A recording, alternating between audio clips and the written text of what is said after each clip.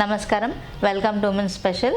నేను ఒక క్రాఫ్ట్ చేయబోతున్నాను. కార్డ్బోర్డ్ పైన పిస్తా షెల్స్తో క్రాఫ్ట్ వర్క్ చేస్తాను. కావాల్సిన మెటీరియల్స్ కార్డ్బోర్డ్, పిస్తా షెల్స్, కోన్స్. కార్డ్బోర్డ్ తీసుకోవాలి. బ్లాక్ కలర్ అప్లై చేయాలి. దీనికి బ్లాక్ కలర్ అప్లై చేశాక ప్లెయిన్ పిస్తా షెల్స్ దీనికి కలర్స్ వేసుకోవాలి. మనకి ఏ డిజైన్ అయితే కావాలో దానికి రిలేటెడ్గా మనం కలర్స్ వేసి ఉంచుకోవాలి.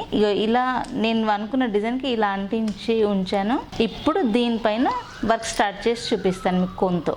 ఇది యాక్చువల్లీ ఫిష్ చేయాలనుకున్నాను. సో ఫిష్ వాటర్లో ఉంటుంది కాబట్టి ఇలా వాటర్ కోన్తో వేసేసుకోవాలి.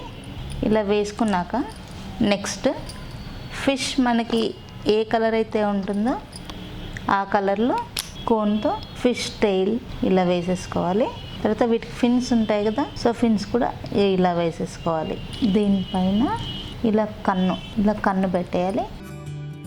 కన్ను పెట్టేసి ఇలా మనకి నచ్చిన డిజైన్స్ వేసుకోవచ్చు. ఫిష్ ఎన్నో డిజైన్స్ ఉంటాయి, ఎన్నో రకాలుగా వేసుకోవచ్చు. ఇలా వేసుకోవాలి. కన్నులోని ఇంకో బ్లాక్ కలర్ డాట్ ఇస్తున్నాను. ఇలాగా టెయిల్లో కూడా ఒక డిజైన్ ఇద్దాము.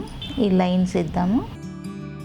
మౌత్ పోర్షన్ దగ్గర వి షేప్లో ఇస్తే మౌత్ ఓపెన్ అయినట్టుగా ఉంటుంది. ఇలా వాటర్ పోర్షన్ కంప్లీట్ అయిన తర్వాత ఇందులో కొంచెం గ్రీన్, ఎందుకంటే పైన చెట్లు వస్తాయి కదా, కొంచెం వాటర్ ఎఫెక్ట్స్లో కూడా కొంచెం గ్రీన్ కనిపిస్తుంది కాబట్టి కొంచెం అక్కడక్కడ ఇలా వేసుకుంటూ ఉండాలి.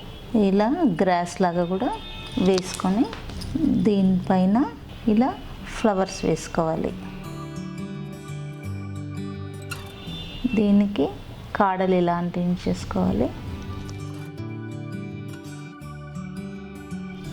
ఈ ఎల్లో కూడా ఈ మధ్యలో షేడ్ లాగా ఇలా యాడ్ చేసుకోవాలి. ఇలా మధ్యలో షేడింగ్ లాగా మనం బయట అక్కడక్కడ ఇలా ఇచ్చేసుకోవాలి.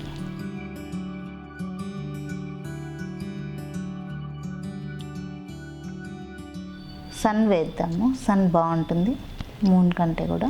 ఇలా సన్ వేద్దాము. సన్ వేసిన తర్వాత సన్ లోపల ఎల్లో ఫిల్లింగ్ చేద్దాము. కొన్ని బర్డ్స్ వేద్దాము. చూసారా, ఇది కంప్లీట్ అయిపోయింది. చూసారు కదా, కార్డ్బోర్డ్ పైన పిస్తా షెల్స్ వర్క్ ఎంత బాగా వచ్చిందో, ఎంత బ్యూటిఫుల్గా ఉందో. మీరు కూడా డిఫరెంట్ వర్క్స్ చేసి మీరు వాల్ హ్యాంగింగ్ లాగా కూడా వాడుకోవచ్చు. నెక్స్ట్ ఎపిసోడ్లో మరో టెక్నిక్తో మళ్ళీ కలుద్దాం.